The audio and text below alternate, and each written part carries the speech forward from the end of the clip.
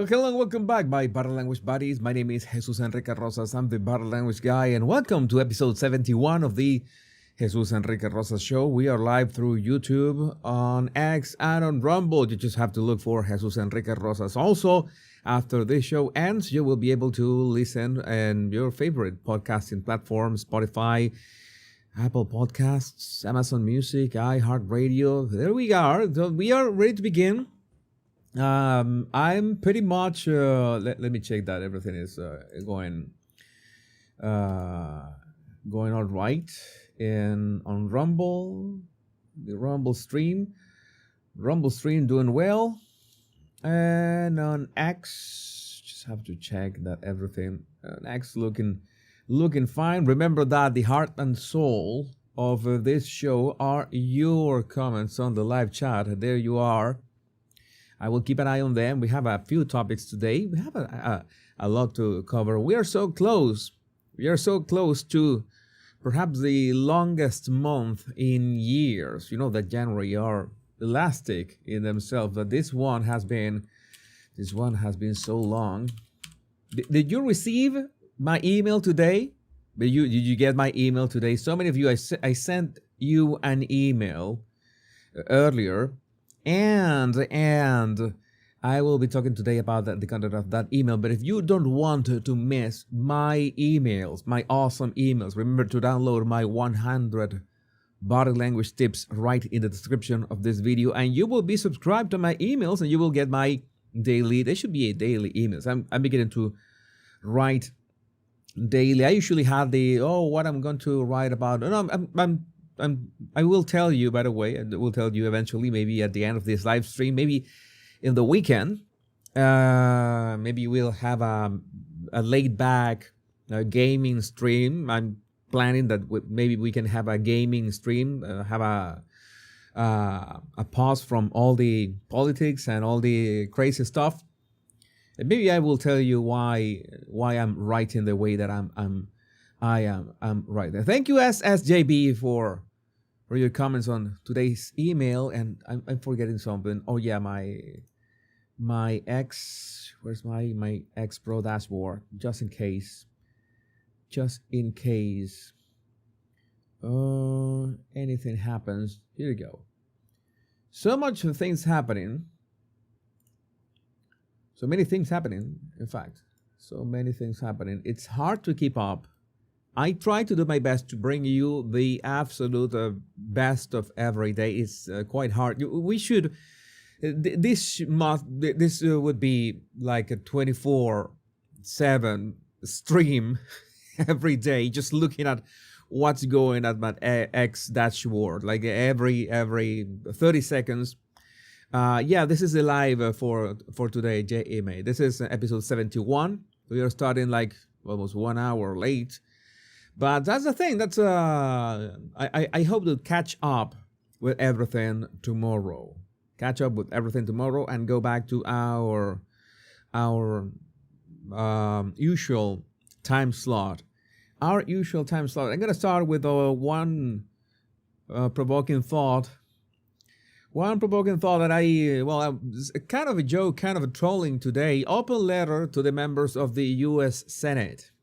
And by the way, thank you for all you, my beautiful body language buddies who helped me record yesterday's video. You know, my comments on RFK Jr.'s hearings.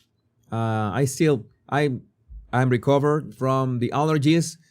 I could pinpoint what were the allergies about. That's the kind of things, right? That's what you usually. That's the idea, to know what are you allergic to so you don't repeat that again. I already pinpointed that, so maybe in the next allergy attack would be in 2 years or something like that. There are very spaced in between. But yesterday I was a bit still low on energy because the night before I had very bad sleep, and you helped me record that. I have to publish that. Mira mi huevo. I still have to publish that video, by the way. But I was yesterday, and we still have more hearings. But since the RFK hasn't been confirmed yet, and we still have people threatening. I needed to post this. Open letter to the members of the U.S. Senate. Open letter to the members of the U.S. Senate. I don't know who you are. I don't know what you want. If you're in Big Pharma's payroll, I can tell you I don't have money to compete with them. But what I do have are a very particular set of trolling skills. Trolling skills I have acquired over a very long career. This sounds familiar, right? Trolling skills that make me a nightmare for people like you.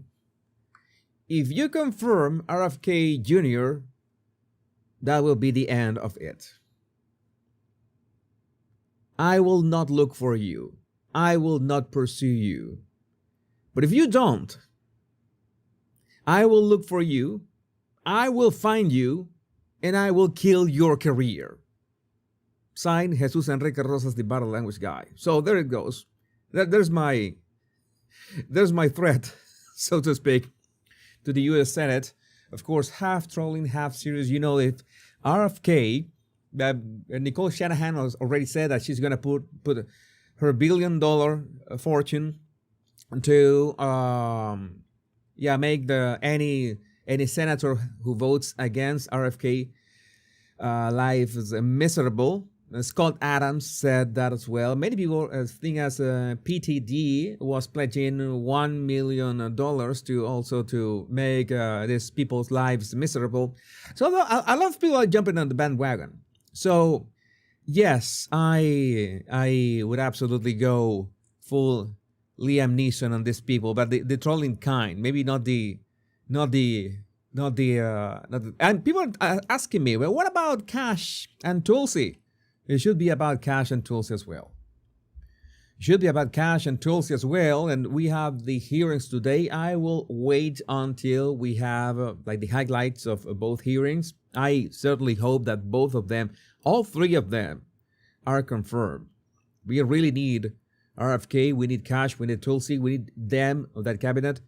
And, well, at least still some senators have a sense of humor. Tom Tillis, I mentioned Tom Tillis.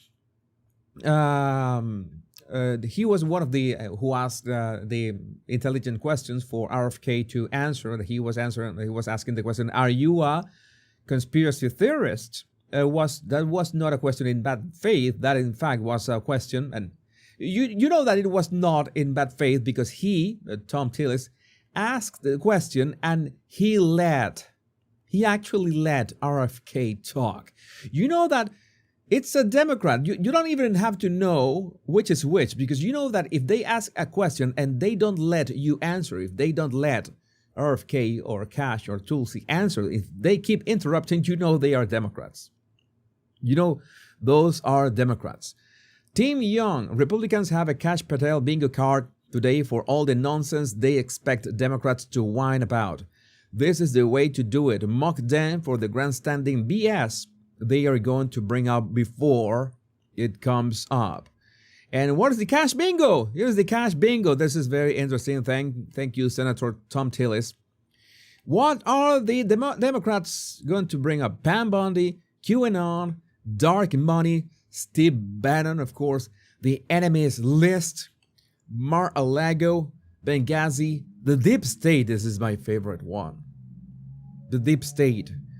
The plot against the king, the Orange King, of course, the Orange King, the government gangsters, the PDF files, and the cannibals. Yeah, we're going to go full Pizzagate with that. Liz Cheney, the pardons, Bill Barr, King Donald, Hillary Clinton, King Donald versus Hillary Clinton. The retribution, are there going to be any retribution? Are there going to be any retribution? Carter Page, Truth Social, Section 702. I am a newbie to this. I still haven't figured out what is Section 702. I should do my homework before I start the shows. But everybody seems to be mentioned in Section 702. I'm missing something very, very big here. FBI HQ and the Hoover Building. This is interesting as well. The 2,000 mules. What? I am not registering this. I'm sure that I'm missing some inside jokes in here. MAGA hats. Why did I sound like Yoda? It was like I was remember that that stand-up a routine of Chappelle with the Justin Smollett. MAGA hats. I should play that at some point. Jeffrey Clark and the news memo. A lot of stuff in here. This is so fun. This is so fun to see. But at least they're having some fun in spite of everything that is going on. Where's my? By the way, as usual, I start my show and I don't see my countdown timer. Let me see your chat. I love your character voices. As SJV, I should classify my character voices. I have the Batman voice. I have the Megan Valley Girl voice. I have the what else? I have the Leaptard voice. I have the Harry voice. I should catalog them. I should catalog those. I have some. I should be more familiar with some accents in the United States. By the way, because I'm truly ignorant of accents in the United States. Batman is my favorite. That is the easiest one to do. CW. That is the easiest one to do. Let me see. Let me see if I have a nice sound in here. And oh my god, I haven't generated any subtitles. Let me generate all subtitles of this show. May wait until we generate all the subtitles. Some of the videos that we're gonna be seeing today already have subtitles, but they don't have the very easy to see yellow on black subtitles that we have seen. Okay, we have to just wait like 30 seconds. Your accents are better than what? I didn't see. Than American peeps. No, I want to learn about American accents. Maybe I can make some comedy about that, or maybe not accents, which could be difficult if you don't live in an area. If you don't live in the area, it's very difficult to learn accents, American accents. Maybe I can have different voices. Okay, that's something that I could do. Oh, Jenny, the OG has to go out. Well, bye, Jenny. Bye for now. Jenny is leaving. We still have some other great mods in here. So we're ready to begin with the topics. We're gonna start with let's start light. Let's start quite light and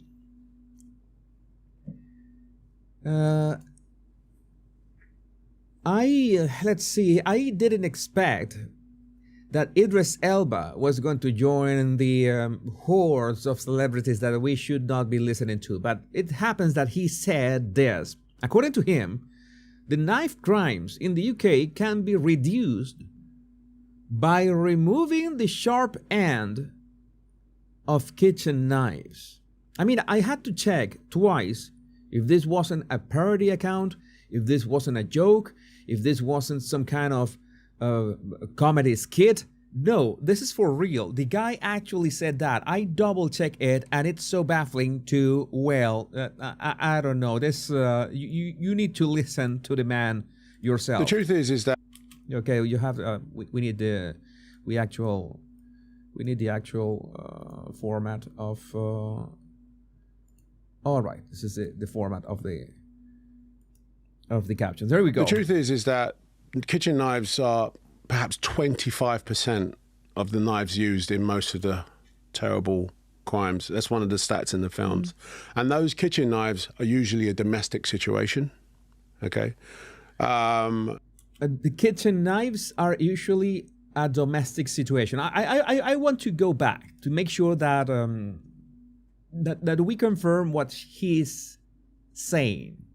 Crimes. That's one of the stats in the films. And those kitchen knives are usually a domestic situation. Kitchen knives are usually a domestic situation. Okay. Why are so many people going full Kamala lately? Kitchen knives are usually a domestic situation. What? Okay. So kitchen knives, of course, it's very difficult. They're a domestic knife. I do think there is areas of innovation that we can do with kitchen knives. I mean, it pains me to hear such a exquisite British accent saying so many bollocks, but well, here we go. I hate to say it, not all kitchen knives need to have a point on them. That sounds like a crazy thing to say. Not all kitchen knives need to have a point in them. You can make them roundish so you cannot stab people. All right. That would solve so many things. Well, let's keep going. But actually it would reduce, you can still cut your food without the point on the knife, which... And you can actually still cut people, slashing them, but I don't know, maybe I'm going too far. Oh, I'm being so negative. Jesus, why aren't you more positive like the guy? Like removing the pointy end of kitchen knives will solve so many problems. Like 25% of stabbings are with kitchen knives. Maybe. Yeah, it's Amazon, it's Home Depot, this all the stores. The stores are responsible for the stabbings because those stores are selling knives with pointy tips. That's the problem. Is an innovative way to sort of look at it. And in a country in crisis, I'm sorry, but yeah, let's look. Yeah, the crisis is of imbecility. There are many crises in the UK, but one of them, proof of this, is imbecility. Ladies and gentlemen, this is not a drill. Idris Elba has gone full retard. I'm afraid to say it. I'm afraid to be the one who confirms this. But yes, he went full Tropic Thunder. He went full retard. There's nothing that we can do. We lost the guy. And, well, no, no, man, no. Why? No. Next thing that we know, they are going to make hammers from, rubber. Yeah, because if anybody commits a crime with a hammer, then you will say, all hammers in the UK will be made of rubber from now on. Because hammers are the problem. And we're going to sue any tool store, I don't know what it's that called, that sells iron hammers or steel hammers. So we need to sell rubber hammers from now on. What the hell is this? But the truth is, all knives, the loophole on the heritage knives allows the sale of ninja swords to be sold. So while, you've got your granddad's sword on there and you want that's fine, of course, but it is leaving a loophole for someone to carry a ninja sword. So let's ban them all. And if you have one of those knives, get a license for it. Simple as that. And I think it's a license. Of course, mate, a license. Hey, mate, you have a license for it? You have a license for that pointy knife? Huh? Am I right? Small contribution to society.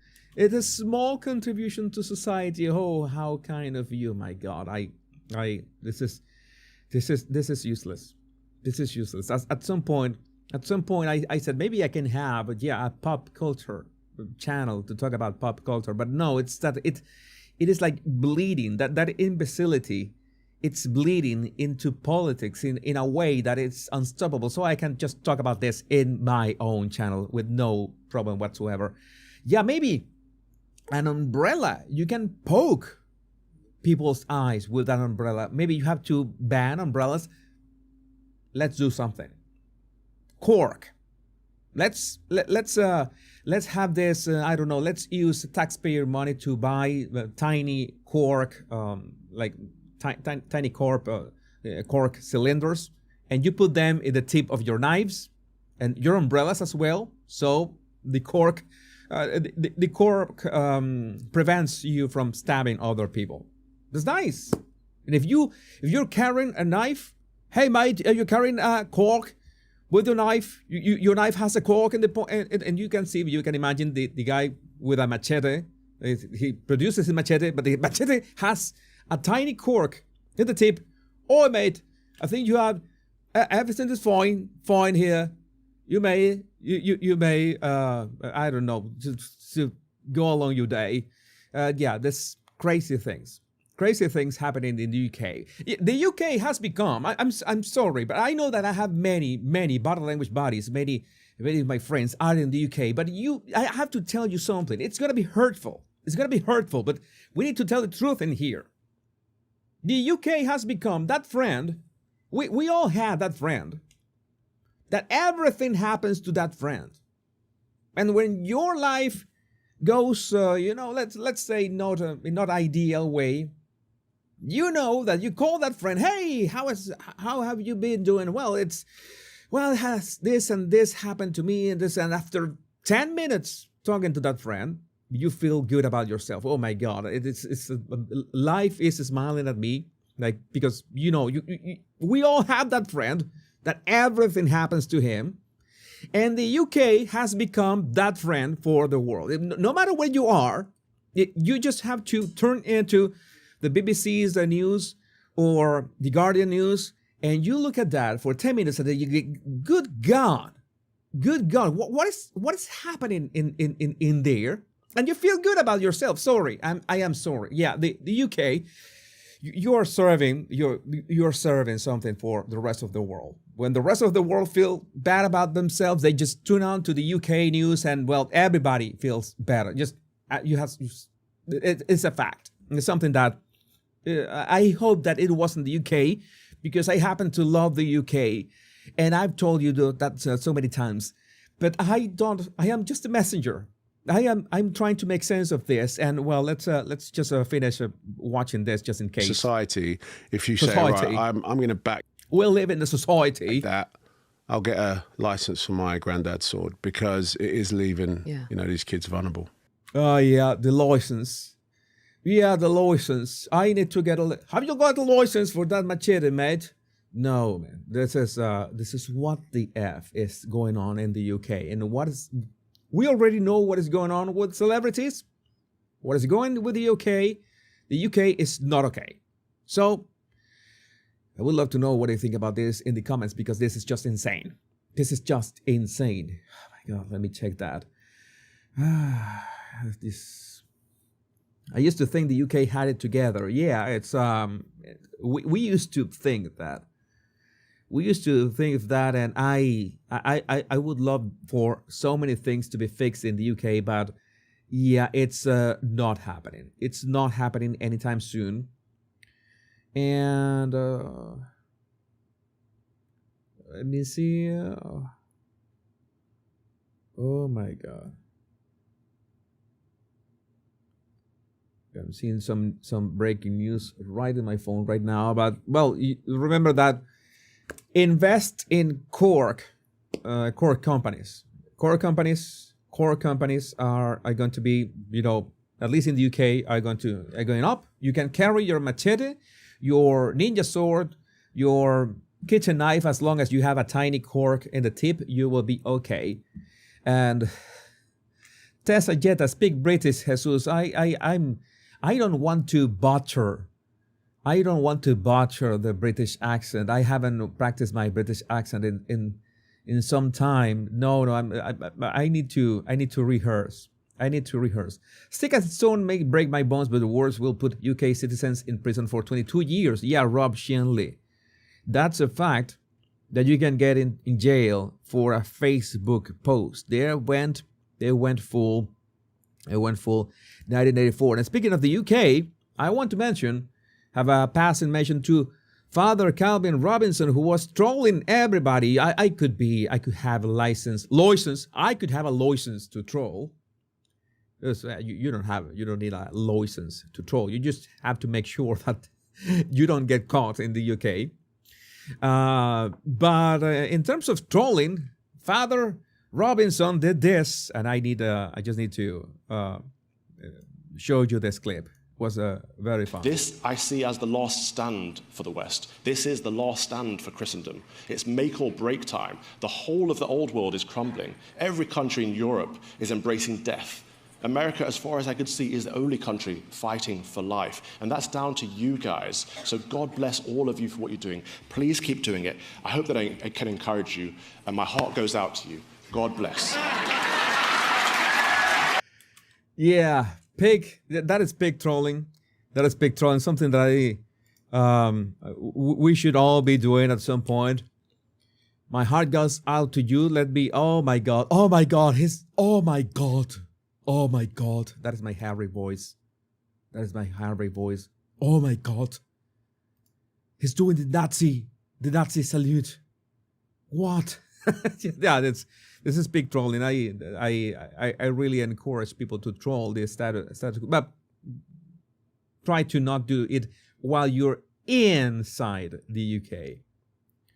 Try to do it while you're not inside the UK. Make sure that you are safe. And we need to talk about actual tragic news. We need to talk about actual tragic news. But the accident that happened, very strange accident that happened last night. Breaking President Donald Trump briefed on Potomac air crash. This happened on a White House press secretary Leavitt confirms a military helicopter collided with a regional jet at DCA airport. And sadly, as at the moment of this live, nearly 30 bodies recovered, no survivors expected after an American Airlines plane collided with an Army helicopter near Washington, D.C. This was at first there were all these theories. This is not even 24 hours after this happened last night, and people are already trying to make sense of this. Just in case that you understand, there was a commercial plane that crashed against this a Black Hawk helicopter. I think the Black Hawk was not armed like this one. Maybe it was not armed like this, but there were so many let's say explanations online, and there was this guy. There was one guy. Maybe we can read what this guy had to say. Mark McEthern. Okay, he got a claim to have the experience with Black Hawks, and he had this to say. I was a Black Hawk helicopter crew chief in the Army. It's especially because when you look at the trajectory of both the plane and the helicopter, it absolutely 100% looks like the helicopter was going for the plane. So what's really strange is that the helicopter, even after all the recordings that we got of the control tower and everything, we see the trajectory. The helicopter adjusted the trajectory to crash with the plane.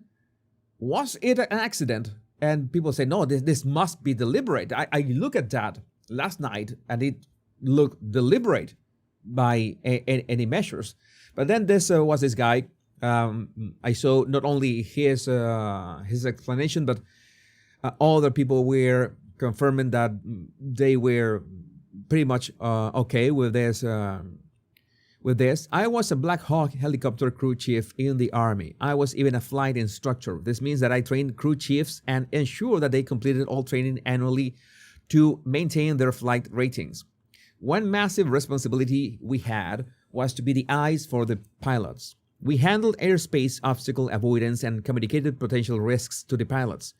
Quite often, we would train as a flight of 2 or 3 birds flying in formation. It was my job to have my head out of the window and tell the pilots that the aircraft behind us was staggered right at 3 discs.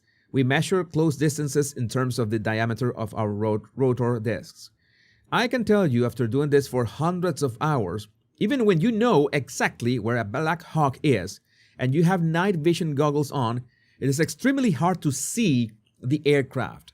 These birds are designed to be hard to see at night.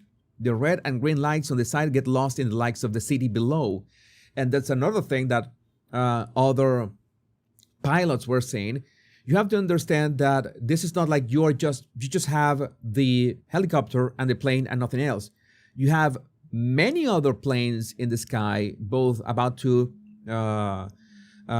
take off, some other about to land. The lights of the city, all that can get confusing. So you need that that orientation from the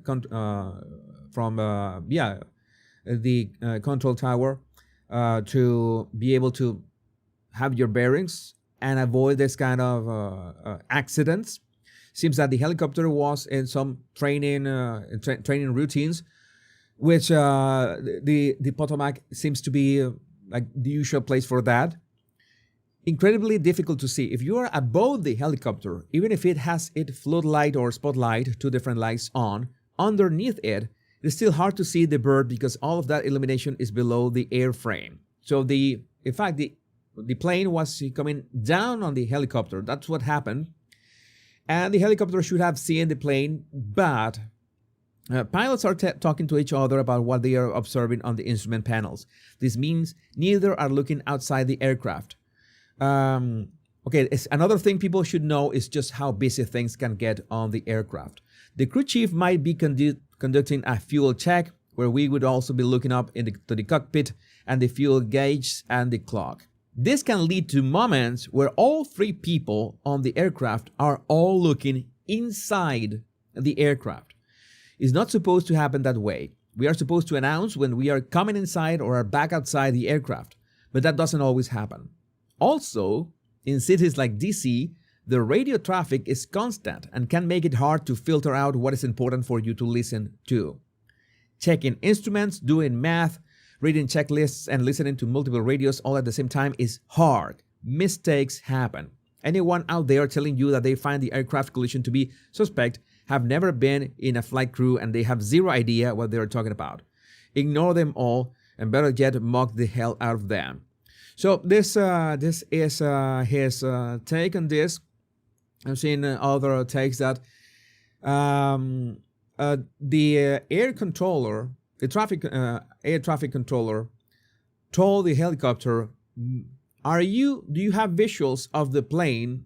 And they got a reply back, yes, we do have visuals. And the problem is that it seems that the helicopter meant a plane that was taking off, not the plane that was about to land. The air traffic controller meant the plane that was landing. It was coming from the helicopter's left. The pilot of the helicopter seems that he meant the plane that was to his right, that was about to take off. So that was the confusion. So you can pass behind the plane.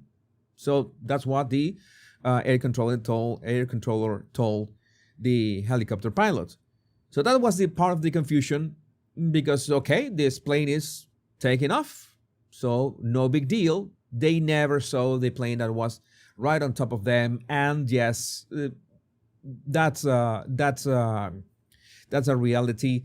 If you have blinding lights of a bright city and you're about to land in an airport, it would be really hard to see a Black Hawk at night, at that distance, at that angle. I'm talking about the plane going down. So it seems to have been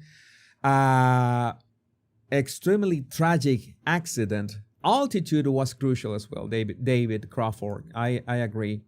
Altitude was crucial. Some other opinions are also that it was part of the accident. And well, President Trump just eviscerated the FAA and blamed their incompetence on their DEI practices during his press briefing on the DC plane crash. Trump also called out pothole Pete Buttigieg, saying that he had a good line of BS. He has run FAA right into the ground with his diversity. This was what Trump had to say. Have more to say about that. I do want to point out that various articles that appeared prior to my entering office, and here's one. The FAA's diversity push includes focus on hiring people with severe intellectual and psychiatric disabilities. Imagine that. That is amazing. And then it says FAA says people with severe disabilities are most underrepresented segment of the workforce, and they want them in, and they want them. They can be air traffic controllers. I don't think so. God. This was in January 14th, so that was a week before I entered office. They put a big push to put diversity into the FAA's program. Then another article, the Federal Aviation Administration. This was before I got to office, recently, second term.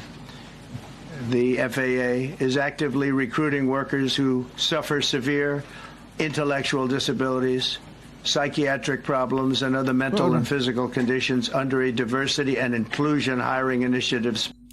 Fuck's sake. Yeah, what is this? What is this? How can this be possible? Are these people insane? You know how critical is the work of an air traffic controller? It's one of the most stressful jobs that exists in the world.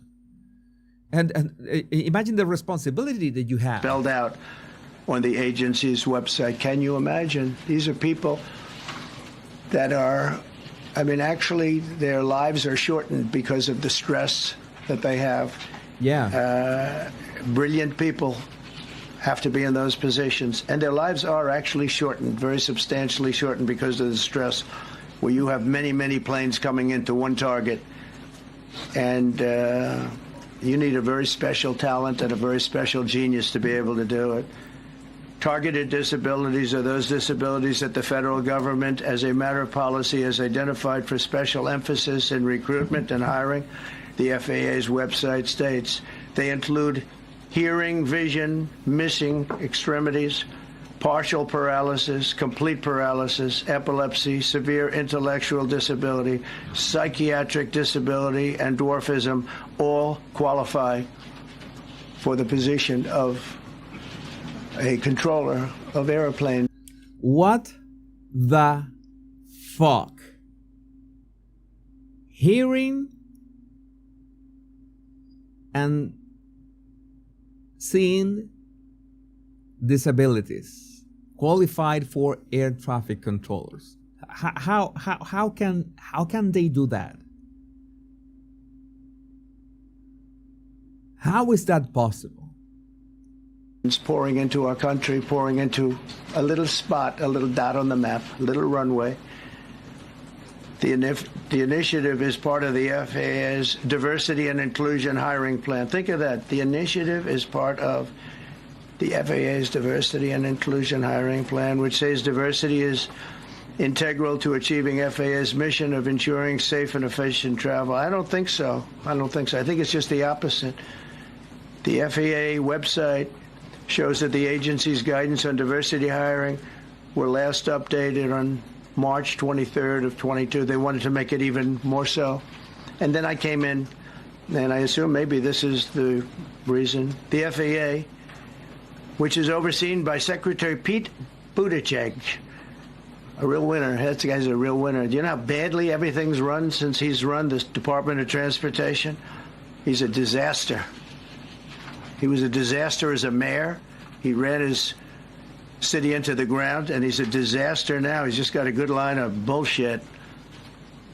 The Department of Transportation is government agency charged with regulating civil aviation. Well, he runs it. Well, this is something that I hadn't seen this claim. I just saw that it was relevant to the topic. You see that we are a bit over time with this topic, and I can't believe this. I can't believe how people can be so irresponsible with their effing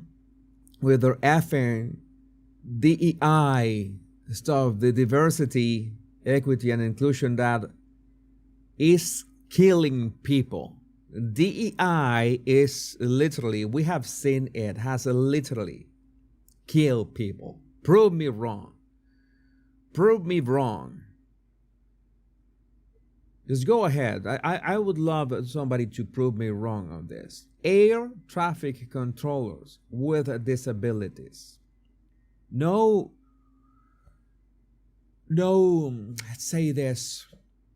No offense with people with disabilities, but you need if you lack common sense, well, that is, let's say that is not a disability, that is a liability. And we don't want people with liabilities, where you are disabled or not. If you are in charge and you lack common sense, you are a liability. We don't want you in this. If you cannot do the job, you are a liability. You will get people killed. You will rip loved ones from their families just because of your incompetence.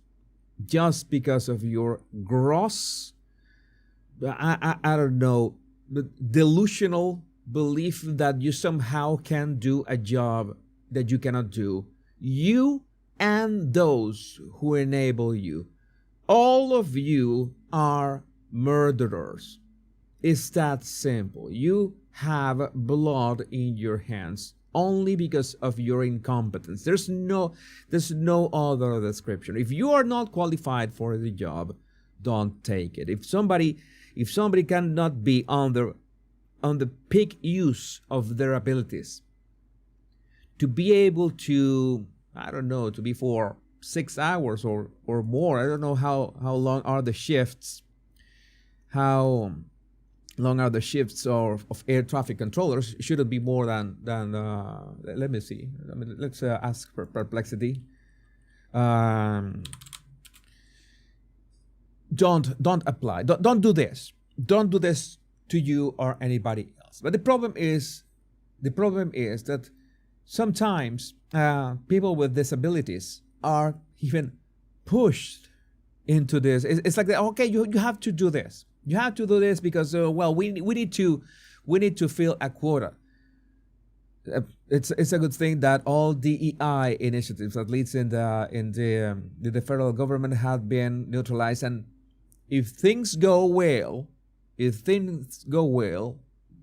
is the year that DEI goes to die, and we get to fly and live and exist safer again, and common sense reigns again. Again, have nothing against disabled people. I have a lot against lack of common sense.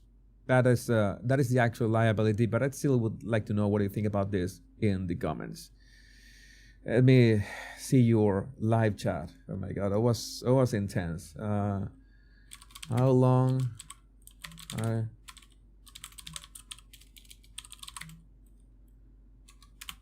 How long are air traffic controller shifts? My guess is 6 hours. I don't know.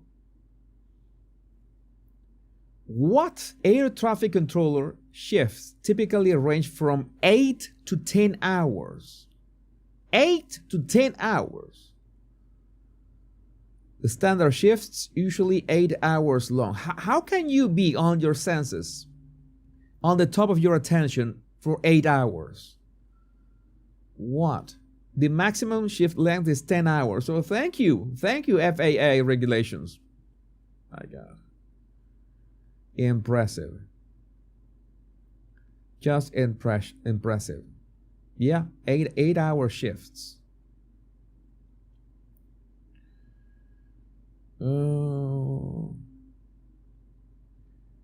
Okay. There are work limitations, maximum of 2 hours on position without a break. That is, 2 hours is reasonable. Breaks typically last 30 to 40 minutes. That's more than okay. Okay, you can walk, you can clear your mind. 30 to 40 minutes break, that is great. Maybe you can get something to eat, go to the bathroom, and walk a bit, clear up your mind. 30 minutes break, that is okay, every 2 hours. Okay, no more than 6 consecutive work days without a day off. Yeah, that sounds reasonable with those breaks. It's important to know that shift patterns and durations can vary based on factors such as facility type, traffic volume, and specific operational requirements. The FAA and air traffic controller unions continue to work on optimizing schedules to ensure controller alertness and overall air traffic safety. And are they required to hear? Can blind people be air traffic controllers? I don't know. I don't know what to tell you. I'm just I was left speechless after this. It's good that President Trump came with the receipts.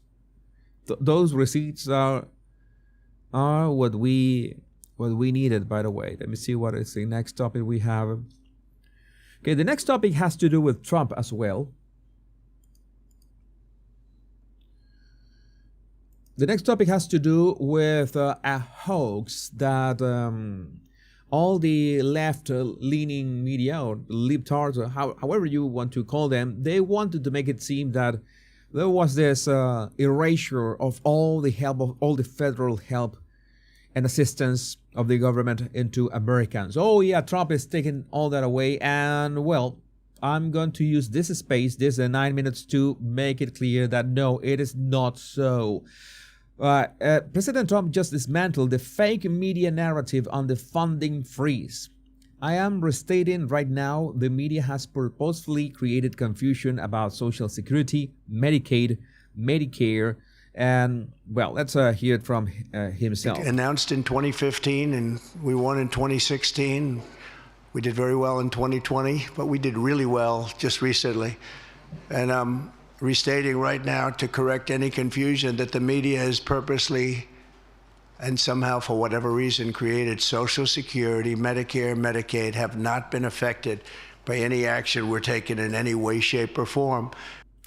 This is necessary because you see all the narrative, and I'm sure you have family and friends that are those family WhatsApp groups will be on fire right now. I don't know if you use WhatsApp. It is my understanding that WhatsApp is not that popular in the United States. But if you are in WhatsApp groups or in chat groups, you know that those family chat groups, did you see what Trump did? If they know that you voted for Trump and you're still in that family group, well, that's the real question. Oh, do you see that Trump just did? Well, you can send them my video so they can find for themselves that all of that is just a lie of the media. They want to paint it like, oh yeah, Trump is a dictator, he's taking all that away. We are merely looking at parts of the big bureaucracy where there has been tremendous waste and fraud and abuse. In that process, we identified and stopped $50 million being sent to Gaza to buy condoms for Hamas.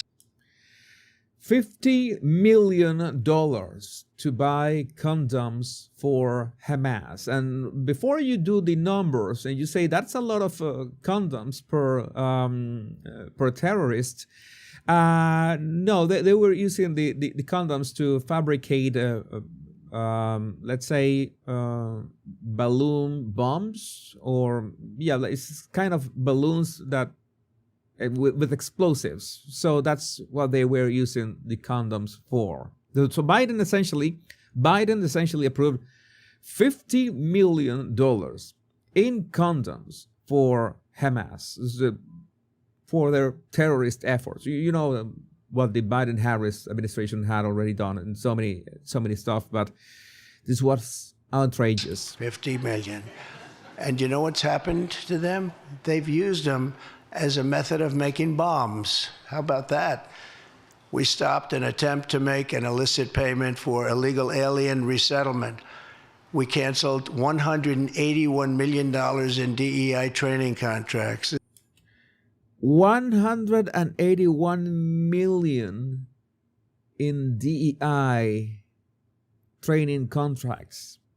DEI training contracts. Why do you have why do you need to train the DEI if they're so good for the economy? No, because they are not.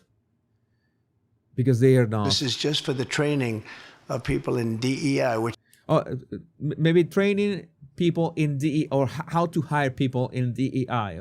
Okay, maybe you have to brainwash the people with actual common sense, so they can, well, yes, let's go for people with disabilities and hire them to be an air traffic controller. Maybe that's part of the training in DEI. has been terminated and completely terminated, and we paused $1.7 billion in unauthorized payments to foreign organizations, including stopping more than $40 million that was on its way out the door to the very corrupt World Health Organization.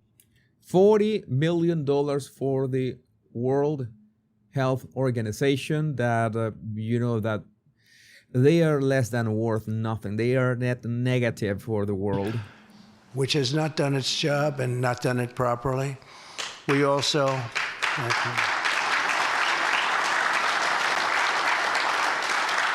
We also blocked $45 million for diversity scholarships in Burma. What? We also blocked $45 million for diversity scholarships in Burma. I mean, that is like asking ChatGPT to generate a completely random sentence and come up with something like that. 45 million? 45 million for diversity scholarships in Burma. What is a diversity scholarship? This is a scholarship for in Burma. Is Burma a U.S. state? I know it isn't, but why would the United States pay for this? Why would the United States pay for this? I want to paraphrase Matt Walsh on this one, that if you as a nation, you require for foreign aid to exist, maybe you shouldn't exist in the first place. Maybe if you're staying, afloat as a nation requires other nations to pour money into you constantly, year over year, you know what? Maybe you as a nation should not exist. That's something that, you are so cruel. Yeah, but I've said it time and time again that it's all about priorities. I mean, if you take good care of your citizens, if you take good care of your veterans, if everyone is doing great, if everyone who needs help is getting it, if everyone who wants to start a company and thrive is thriving, if everybody who you solve the healthcare part, if you have all that sorted out and more, and you still have spare cash to spend, well, maybe you can help. Maybe you can help other countries. But your main objective is to take care of your citizens. And this goes for every country. It's that simple. Again, I endorse when somebody is in a shithole country and they say, hey, you know what, maybe I should go to another country to find better opportunities. That is something that should be encouraged in every single way. Sometimes it's possible, sometimes it is not. It depends, of course, in the way that you look at it. I have my way of looking at it for my own set of principles, from my own set of values, from my own experience of where I was born, from what I see in the world. I see so many things that are not working the way that they should be working. And the first thing is that countries trying to help people without helping their people, like helping people outside without helping inside first. It's like get your house in, what is the expression? Get your house in order first. Make sure that everybody in your house has everything they need. Make sure that you give opportunities to those brilliant minds outside of your country to come to your country. Maybe make them citizens and make them and make those brilliant minds outside be able to thrive inside your country. That is another thing. I have defended it so many times, but it doesn't make sense to literally waste so much money in I don't know, maybe we can talk at large about this, but I would like to know what you think about this in the comments. And I already see that some of your comments, I'm going to go I'm going to deep dive on that topic as well, because some people say, oh, then sometimes they say, why do we send aid or to Israel, for example? Israel is always a contentious topic. I don't want to touch that topic much, but I always seen the relationship of U.S. with Israel as in the United States benefits from the intelligence that Israel gathers from the Middle East, and that's like a trade-off. It's like the United States not giving money for free to Israel, but it's like an exchange, right? It's like you have a neighbor, and your neighbor is helping you. It's that you have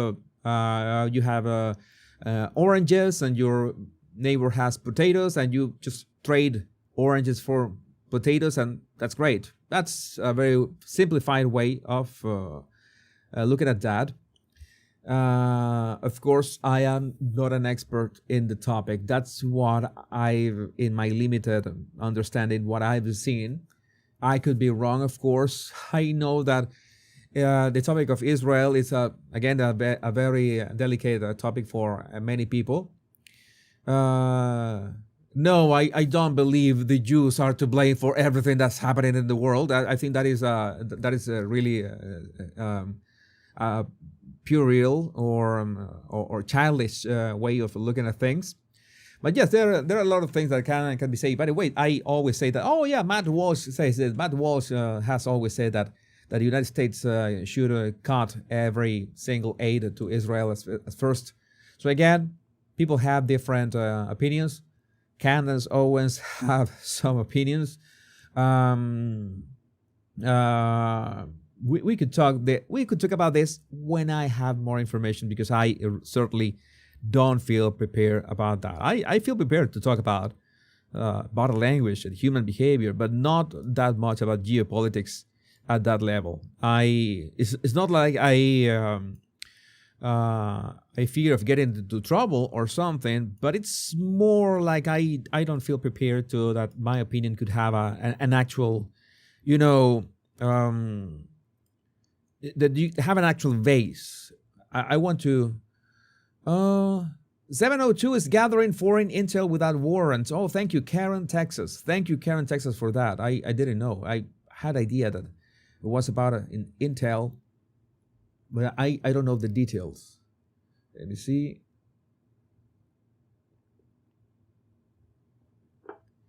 So we're ready to move on. We have a few topics, two topics in here, and there's one topic.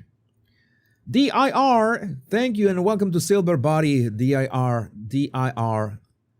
just became a member of my channel. If you want to become a member of a channel, remember to hit the join button right below here on YouTube, right next to subscribe. You are subscribed, right?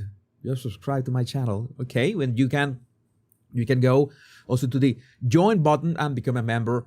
And all members at any level, there are 5 levels of membership, but all members of any level will be able to, when I do the exclusive member live streams, you will have access to them, and you will have access to the previous members only live streams as well. We always have a nice time. We talk with a little less formalities. Let me see. Jada Z. Oh, Jada Z. Thank you for your super sticker. Thank you for your super sticker. Peer character looking at himself in the mirror saying, thank for being you. Thank you, Jada Z. Appreciate that. Appreciate that. Thank you. So, I told you that you can always make sure that you're subscribed to my emails and my body language tips. You will be able to download. And today I sent an email with my thoughts, let's say initial thoughts about a topic. A topic that it's, let's say that it hits a bit close to home, not because I have a robot family or something, but I will always waited for this moment in time. We have AI, we have robots, and I always thought about the 3 laws of robotics by Isaac Asimov. And, well, can you mistreat or harass a robot? And that question arose yesterday when this clip popped up on my timeline. Kai Cenat's $70,000 AI humanoid robot just tried running away from the AMP house because it kept getting kicked and bullied by K, Agent, and Phantom. So they had this rather small, this is like a 4 feet tall robot, okay, a humanoid robot, and they kept harassing the robot. We're gonna see the clip, and I'm going to have a couple words about this. Here we go. Oh, we're waiting. No! Bitch ass nigga. Lame ass nigga. Bitch ass nigga. What's that nigga? Nigga, you a fucking robot, nigga. Oh shit. Oh shit. Oh, my bad, my boy.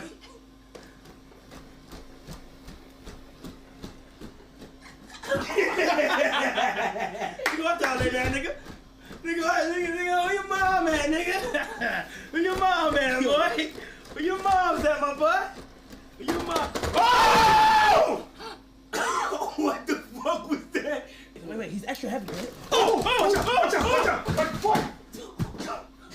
Bro, this is 70,000, bro. Boy, he's tweaking, bro.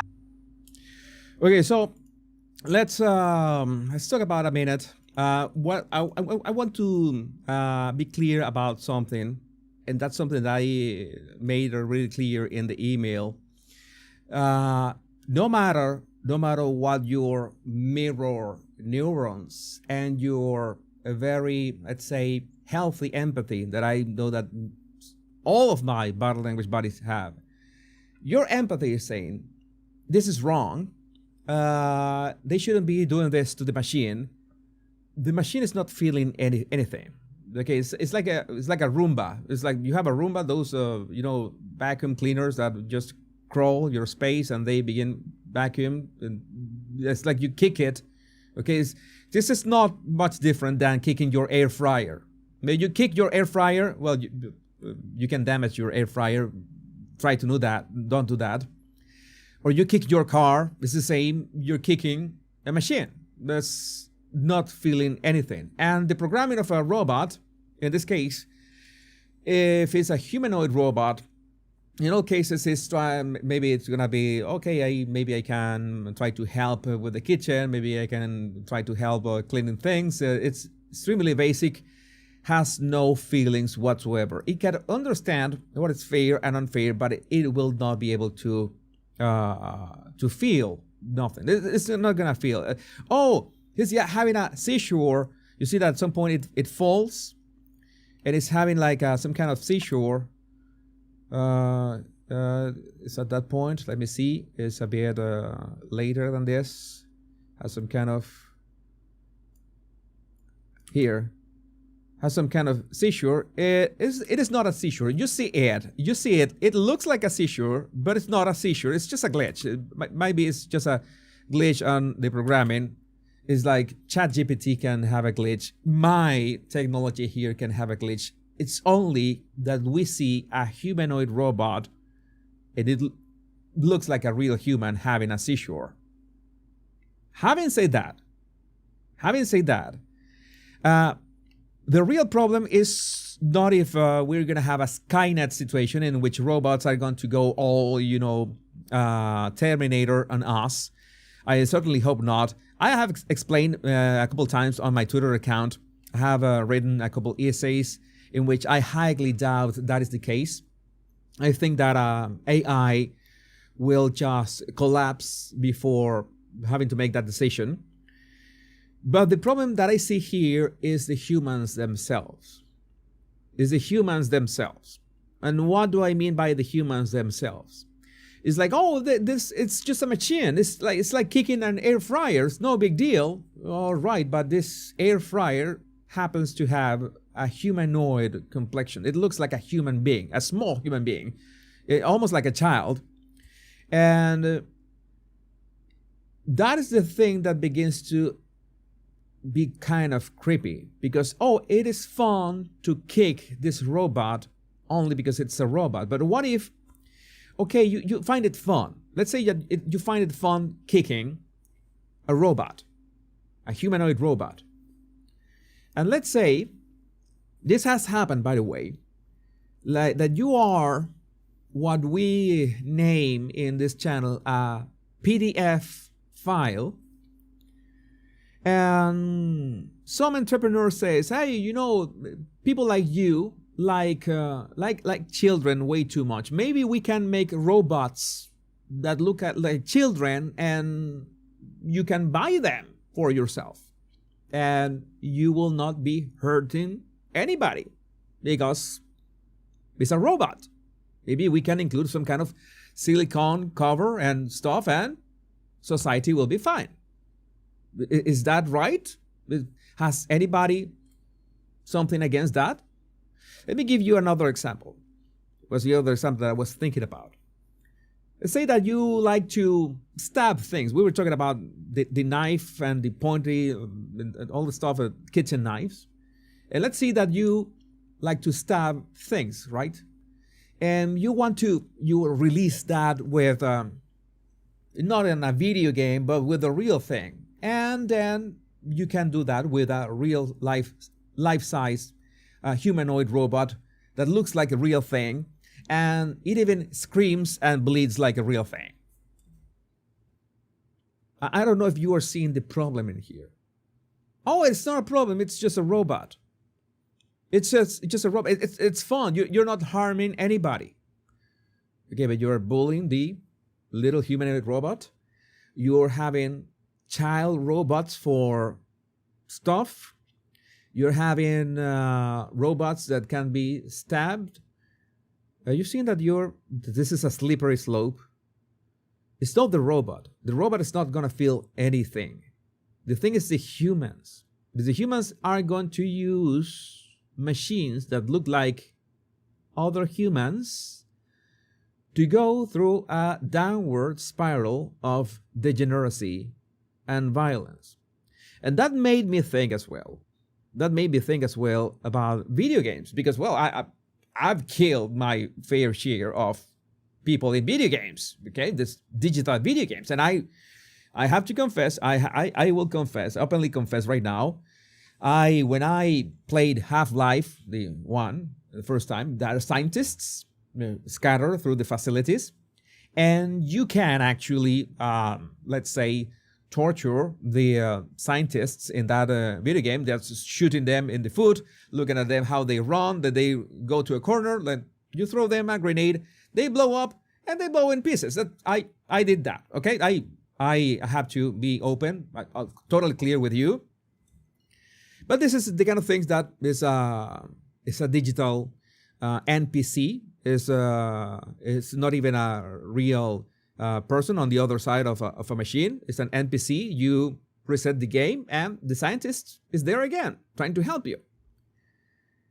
But the fact that this is something physical, the fact that this is something that is happening in, let's say, in real life, happening with a robot, happening with something that tries to resemble a human, that is the thing that I don't know. This is the thing that I don't like.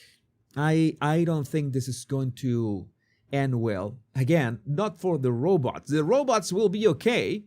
Okay, just send them to the for repair, and they will be okay. They will have no feelings. In my email, I had some nuances about that I really don't have time to elaborate on those.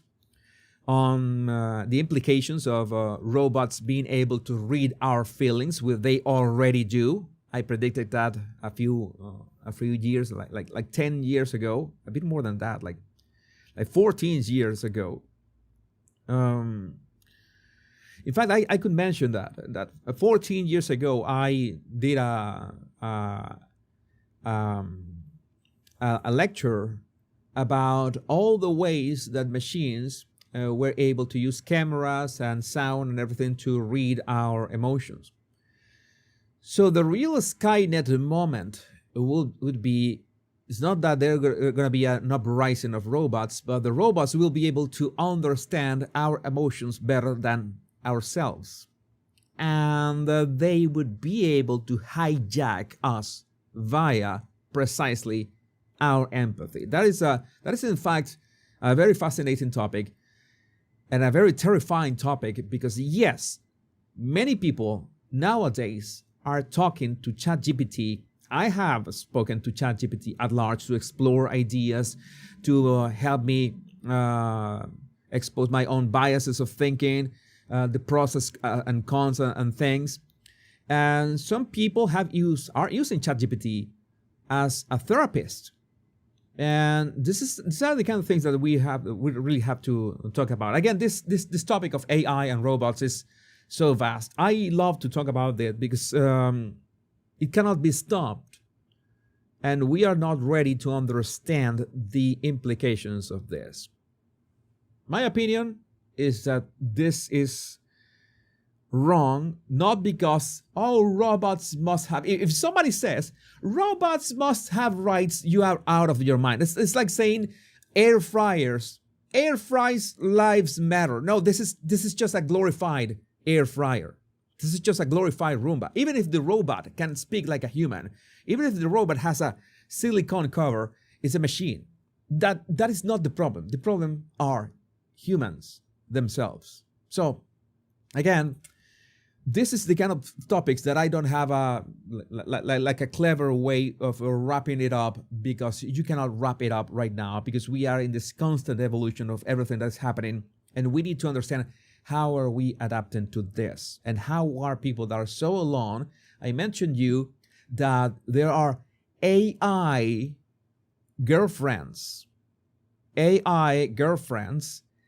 that it's like chatting with a girl that will never say no to you. And men can get really hooked into this. And the more that we get into the realism, and the more that the AI advances, and we have the VR headsets, and we have all the stuff that, well, yeah, humans are about to connect themselves to a matrix, to an actual matrix like the movie, that we don't want that. And even if you're not connected to the matrix like the movie, imagine an elderly person that feels lonely and, well, gets a robot for a companion. And that robot will be able to read that person, that lonely person. Doesn't have to be elderly, can be a young person as well. So many people feel lonely these days. And that robot will be able to read anybody's emotions, that person's emotions, better than any human. This is something that I already was talking about this in 2011. In 2011, I did that lecture. Robots will be better at reading our mood and emotions than any other human. And that is scary, because when they talk back to you, it is an algorithm programmed by other humans, the one that is going to answer. And you don't know in which way that algorithm is going to be hijacking you because of your empathy. Your empathy, that is the thing that makes you be sad for the glorified air fryer.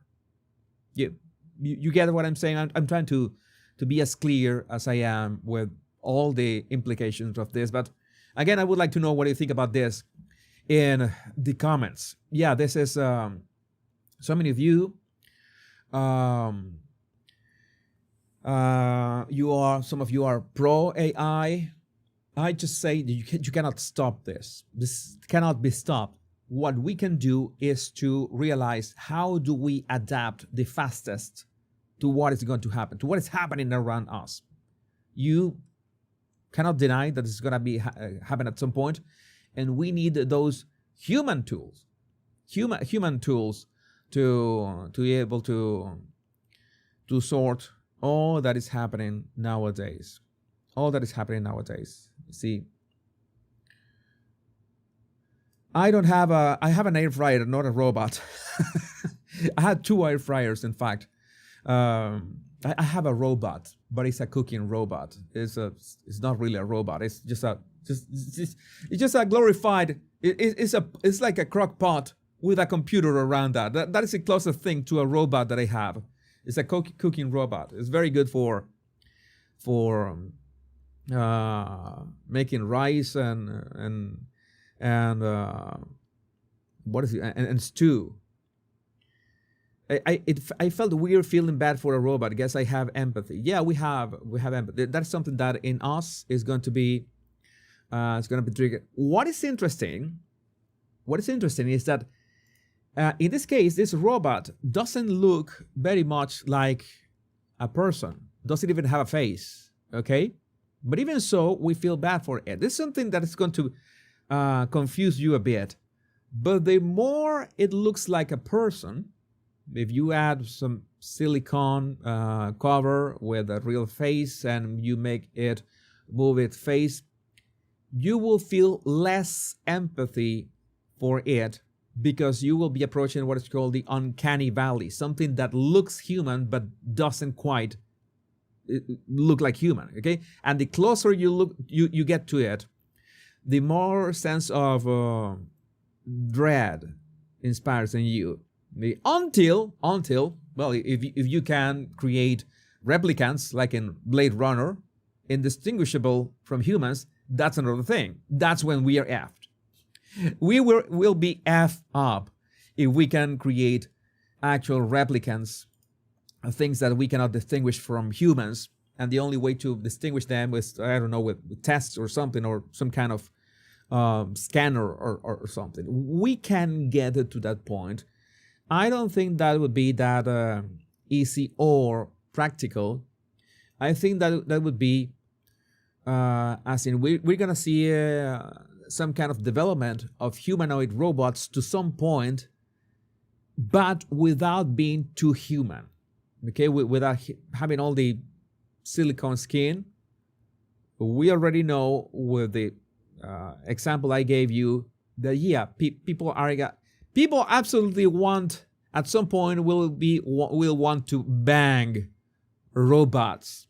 Okay, I'm not going to elaborate on that. That is that is the kinky Terminator version. Get the robot a knife license. Yeah. Yes, it's gonna be scary times ahead. There is scary times ahead. I want to end the show with a high note, and with this thing that this post that I saw online. It's a bit depressing, right? It's a bit depressing. Talk about, oh, do robots have rights? No! Air fryers don't have a right to exist. You just buy them and you just ask them to fry your chicken without oil. You have the money to buy a robot. It's like getting an air fryer that moves around the house. That's it. It would be a bit like Inception if the robot learns how to operate the air fryer.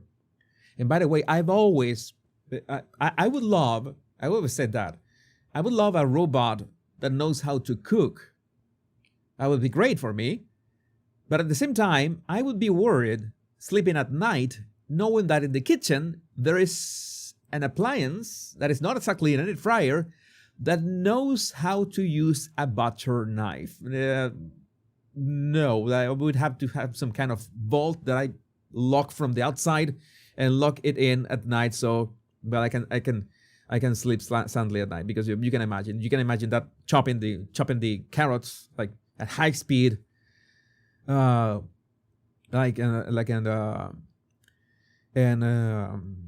to say this,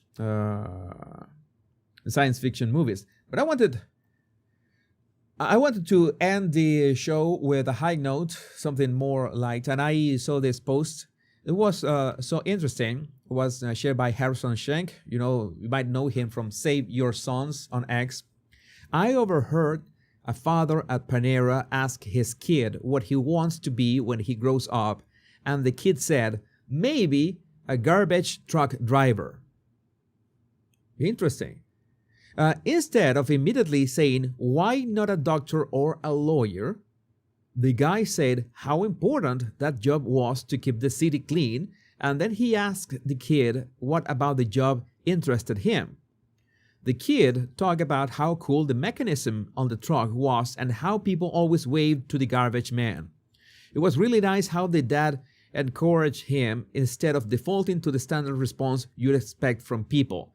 Like, why not a doctor or engineer or a lawyer? There's a couple of things that I took from this. The first one that I noticed, again, this history can be, this story can be real or fake or apocryphal. It doesn't matter. It can happen. It can be real. Why not?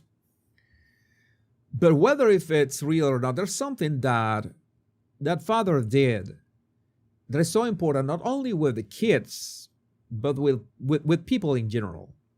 It's very useful when we're having a conversation. Usually, I remember that Stephen Covey used to say that we are so immersed in our thoughts that we are always expecting the other person to stop talking so we can say what's in our minds. Okay, we are just waiting for our turn to talk. That is maybe not the right way. Maybe we want to express our opinions, right? That is important. But it's so powerful when the other person in the conversation feels heard. And I always talk about persuasion and how we should be persuasive, not manipulative, no, persuasive. And one thing of persuasion is to make the other person feel good when they are around us. And one thing is that they feel heard. And in this case, the example was great because the moment the kid says, maybe a garbage truck driver, there's not a question to redirect the job to doctor or lawyer. No, there was a reinforcement. Remember this word because this is very important. Beyond the story, you can use this to be more charismatic. Maybe you say, oh, I'm not charismatic. I'm so dumb. I don't know how to go around people. This is very easy. I'm going to give you easy tips so you can boost your charisma without doing anything else. And one is encouragement. What is the first step of encouragement in this? The guy said how important that job was to keep the city clean. Okay? That is a reinforcement and encouragement. Okay, I listen to what you say, and the first thing that comes out of my mouth is, I acknowledge what you're saying. Oh, you're right about that. And the next thing that comes after that is not my idea or my preconception or my opinion. No, wait a second. Let's pause in here. Let's ask a question about that. Interesting.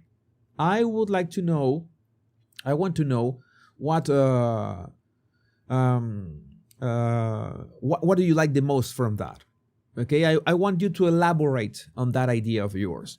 Then he asked the kid, what about the job interested him? So notice that these are two steps that look too simple. That cannot be that simple, Jesus. That cannot be that simple. It is that simple. The problem is that almost nobody does it. Many people are slightly aware of this, but almost nobody takes the time to encourage and reinforce. Okay, even if you disagree with the other person, I can understand. Of course, you know that in my channel, we always have this extreme points of view, but in real life, sometimes you're not going to face people in conversations with extreme points of view. But you want to understand how they think and why have they formed an opinion about such and such. And maybe they are misinformed, but you don't want to jump into say, you are misinformed, you're listening to the left-leaning media, you're being brainwashed, you are NPC. No, you're gonna trigger a reaction in them. The first thing that you want to be, if you want to be persuasive, is to reinforce and encourage the person to keep talking, to feel heard. You do that, and the person's gonna feel, oh, I feel heard with Jesus. That is nice. It's nice to talk to Jesus because I feel that he's actually listening. It's not like he's looking into my eyes. He's not interrupting me. It's like I feel that he wants to know more about my opinion. People love that. People absolutely love that. And I wanted to pick this anecdote, not because only the anecdote was wholesome, because it's one of the most important persuasion principles. And so many of you out there, you think that you don't have charisma, that you are awkward. I have been there. I've always been shy all my life. Believe it or not, I've always been shy. Always been awkward around people. Always been fearful of speaking my mind or demanding things to people. I had to get over that. What I did was step by step with these tiny tips, identifying these opportunities to be charismatic. Because charisma is a thing that you can reduce to certain habits. It's very, very, very easy. It's extremely easy if you look at that as something, okay, I stop and then ask a question about what the person has just said. So it's not like there's a back and forth, like the person says topic A and you say, oh, okay, but well, topic B, and then you change the conversation or you immediately give your opinion about that.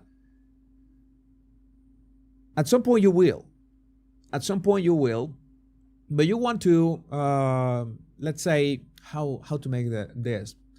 The most productive negotiations, the most productive relationships, the best way to get along. So some people are blockheads. Some people are just, are insufferable. You know those people. I'm not talking about those people. Some people are just manipulators. Some people are just toxic. I'm not talking about those. I'm talking about the people that you can actually have a conversation and maybe you can have an exchange that can be fruitful for both of you. These are the kind of things that you should be wary about. How to remember the garbage truck driver. Maybe, all right, the kid talked about how cool the mechanism on the truck was. Oh, that's interesting. Then we can talk about the mechanism and which other machines use the same mechanism. Oh, it's a hydraulic press. It's the principle of a hydraulic press that other machines use. And maybe the father of the child can show him other machines that use the same principle, and you can find out. Maybe the kid in the end becomes an engineer. But if you say no, maybe you don't want to be a garbage truck driver. Maybe you want to be an engineer, but just for the friction of denying the opinion of the kid at that moment. Oh, an engineer, but I think the garbage truck driver is more fun because of the moving parts. And it turns out that maybe what he wanted to be is an engineer because the thing that he loved the most about the garbage truck was the mechanism. But we will never find until we shut up and ask questions and keep the conversation going. But I would like to know, what do you think about this in the comments? You know that this is a conversation. We keep this conversation going. And we have arrived at the end of today's show. And what are you talking about? Talking about Kamala. This sounds like a Kamala story. Why are you like that, Jin Wan? I tell a wholesome story, and you say that sounds like a Kamala story. Why are you like that? Why are you like that? All right, so am I forgetting anything? Okay, most important, remember to download my free 100 body language tips right in the description of this video, and you will be subscribed to my email list as well. And there's another thing that I was forgetting. I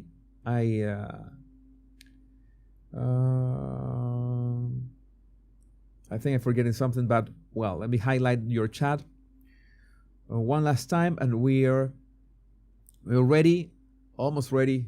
I was going to say almost ready for the weekend. Today's Thursday. We are Viernes Chiquito.